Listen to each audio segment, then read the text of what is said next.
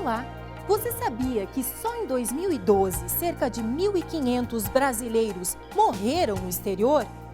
No programa de hoje, você vai saber que procedimentos devem ser adotados quando um brasileiro morre em outro país.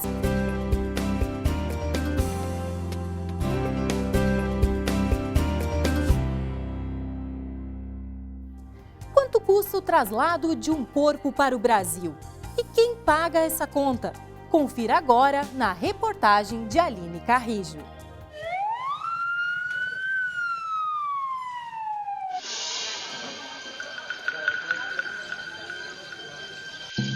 Em 1º de janeiro de 2013, parentes e amigos da modelo cearense Camila Bezerra receberam a notícia de que ela havia sido encontrada morta na China, onde morava desde agosto do ano passado.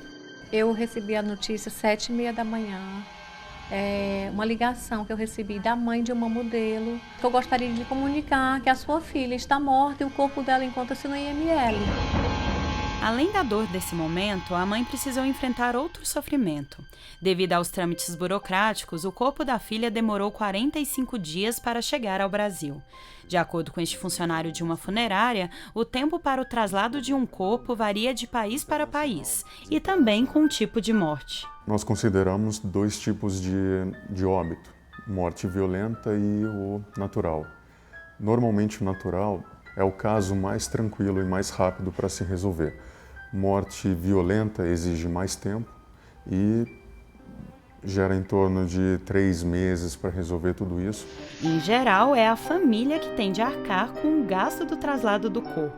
Hoje varia, o mais barato seria assim, R$5.000, chegando até R$25.000. Isso vai depender se está incluso o transporte, que é o mais caro, e destinação, se também está incluso o procedimento de cremação e as finalizações aqui. Devido ao alto custo, não são todas as famílias que têm condições de trazer o corpo para o Brasil. No caso da modelo Camila Bezerra, o governo do estado do Ceará se dispôs a ajudar. Pagou o transporte do corpo, que custou cerca de R$56.000. No entanto, o governo brasileiro não tem a obrigação de pagar o traslado, mas presta outros tipos de apoio. Ele vai ter um enterro digno, né?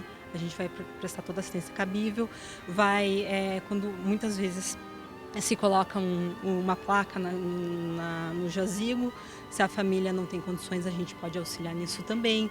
Muitas vezes também fazemos cerimônia religiosa, de acordo com a religião da pessoa e da família, a gente pode organizar isso. Até já tiramos fotos dessa cerimônia, já gravamos para mandar para a família. Então esse tipo de assistência a gente vai tentar fazer, né, de maneira que essa pessoa tenha um enterro mais digno possível. Elise Kampf lembra ainda a importância de se realizar o registro de óbito no consulado. É sempre aconselhável fazer o registro consular também, porque esse registro consular ele vai ser já em português e ele vai facilitar os trâmites aqui no Brasil a serem feitos pelos familiares para regularizar a situação. A TV Brasil Internacional conversou com o chefe da Divisão de Assistência Consular do Ministério das Relações Exteriores.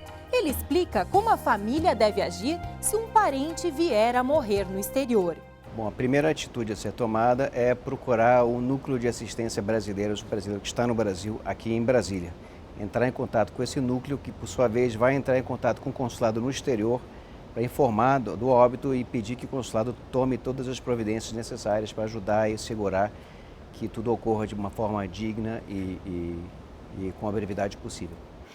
O Itamaraty ele não custeia, né, o translado do corpo, até das cinzas no caso.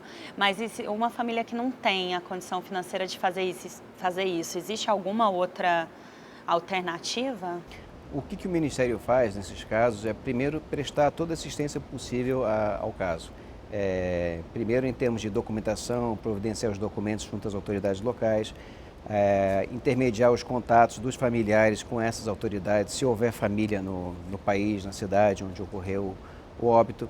Em relação aos custos, de fato, não há possibilidade de custeá-los, mas existem casos que nós temos de redes de solidariedade que foram criadas em vários lugares no exterior. A comunidade brasileira é bastante solidária, especialmente nesses momentos.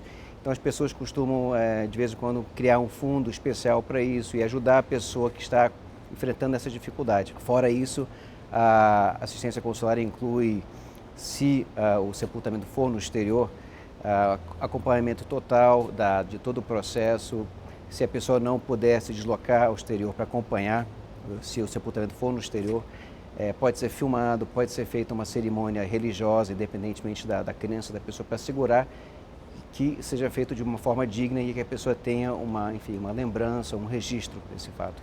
E como o Itamaraty auxilia a família que está aqui no Brasil, né? Caso não tenha ninguém junto com o brasileiro que faleceu no exterior?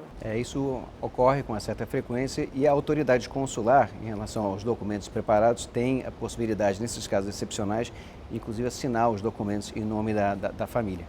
Tem a questão também, em alguns casos, dos bens, os bens da pessoa que faleceu, uma lista feita, os bens são arrolados, tudo registrado no consulado e trasladado para o Brasil quando é necessário, para possibilitar a família aqui tomar as providências necessárias também. E existem alguns casos, como por exemplo a tragédia que aconteceu no Haiti, né?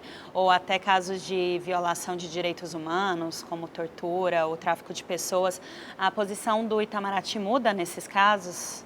A posição, digamos que não muda, mas cada caso é um caso, e quando existem casos de dimensões maiores, como tragédias, nós entramos em contato com todas as autoridades aqui no Brasil. Em alguns casos envolve contatos com o Ministério da Defesa, como foi o caso do Haiti, por exemplo, que envolveu, a tragédia envolveu o traslado de muitas pessoas também, e envolvem providências em conjunto com outros ministérios, que podem também ajudar o Itamaraty no exterior em determinados casos.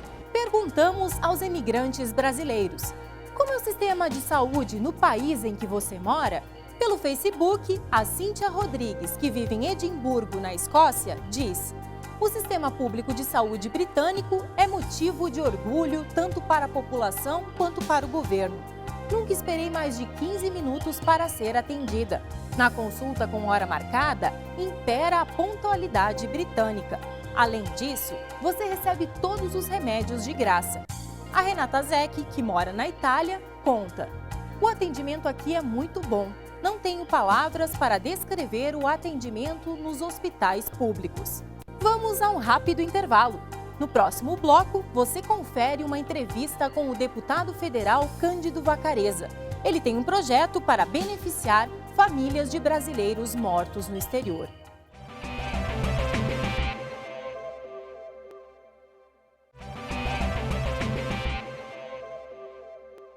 Tramita na Câmara dos Deputados um projeto de lei que trata sobre o financiamento do traslado de corpos de brasileiros mortos no exterior.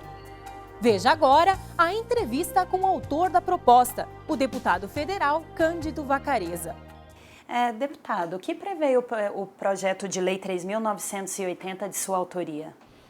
É o traslado de brasileiros natos ou naturalizados que moram no exterior ou estão em viagem no exterior, se tiverem a infelicidade de morrerem. O meu projeto prevê o traslado desses corpos para o Brasil. Esse é um problema grave hoje. Nós tivemos no ano passado quase 1.000 mortes de brasileiros no exterior e centenas desses casos, as famílias tiveram muitos problemas. Os mais ricos não tem problema, porque eles pagam as despesas. Agora, as pessoas que precisam, ou que estão a passeio, ou que estão trabalhando, essas pessoas passam por uma situação muito constrangedora. E o projeto ele visa beneficiar os brasileiros comprovadamente pobres, né? Mas qual que vai ser o critério utilizado? Olha, essa questão, uma pessoa que é rica não vai criar um processo para ter 20, 30 mil reais. Então eu coloquei que é pessoas comprovadamente pobres, mas a base é a declaração. Digamos que tenha burla. Se tiver um caso ou outro, não altera o fundamental do projeto. Então a minha preocupação não é atender aos pobres, mas esse não é um aspecto central, porque as pessoas que estão no exterior, algumas que foram transferidas a trabalho, esse aí a empresa tem a obrigação de trazer de volta. Outras que estão passeando, que são muito ricas. Essas nem vão procurar o consulado ou a embaixada ou o governo brasileiro para resolver esse problema. Quem vai procurar é quem precisa. E como o senhor acredita que isso vai impactar a vida dos brasileiros que moram hoje no exterior? Eu espero que não tenha um impacto grande, porque eu quero que todos fiquem vivos, certo? Então nós vamos tratar daqueles casos que são exceção. Então esse é uma exceção. Não é para impactar os brasileiros, é para resolver um problema real, que várias pessoas, centenas de pessoas vivenciam isso por ano. O ano passado foram 1.000. Desses 1.000, provavelmente, metade tiveram problema com o translado. Então não é pouca gente, você pensando nos 200 milhões de habitantes que tem no nosso país, mas é muita gente se você pensar naquele membro daquela família. Uma família de 4, se um morreu no exterior, passa a ser muita gente. Então, para aquela família é muito. E é tão pouco para o país que o país pode resolver esse problema. Brasileiros desaparecidos no exterior, detenção em aeroportos, auxílio a doentes e a parentes de brasileiros mortos fora do Brasil. Se você está passando por uma dessas situações, pode recorrer ao NAB, o Núcleo de Assistência a Brasileiros do Itamaraty. Anote aí os contatos.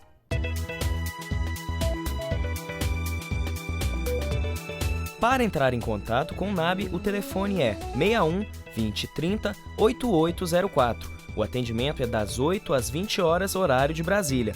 Depois das 20 horas e nos fins de semana, o número para contato é 61 8197 2284. Você também pode enviar um e-mail para o NAB. Anote aí, dac@itamaraty.gov.br. Ao entrar em contato, é importante ter em mãos os dados pessoais do brasileiro que precisa de ajuda, como o nome completo, data de nascimento e, se possível, o número do passaporte. E pelo Facebook perguntamos: como é o sistema de saúde no país em que você mora? A Andréa Nobre vive em Glasgow, na Escócia, e diz: o atendimento médico aqui é ótimo. Já tive um filho em Edimburgo e agora vou ter outro em Glasgow. Fiquei em quarto exclusivo no hospital público e meu marido pôde ficar comigo durante todo o tempo. A Rita de Cássia Sacano mora no Japão e comenta: ótimo atendimento, apesar de caro para quem não dispõe de seguro de saúde.